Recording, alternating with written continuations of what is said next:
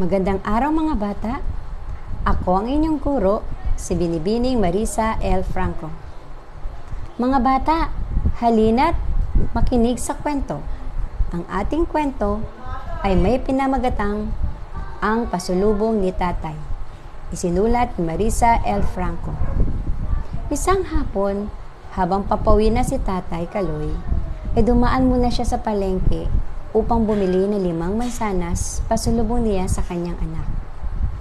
Sinalubong ni Clara ang kanyang tatay at hinalikan at niyakap ng mahigpit. "Oh, heto anak, ang pasulubong ko sa iyo," ika ni Mang Kaloy. Kaagad naman itong ibinigay sa kanyang nanay Nita upang hugasan ang biniling mansanas. Hinigyan siya ng kanyang nanay ng 1 mansanas at nagwika na, "Clara, 1 mansanas muna inyong kainin upang sunod na araw ay may makain kang muli." "Opo, nanay," wika ni Clara.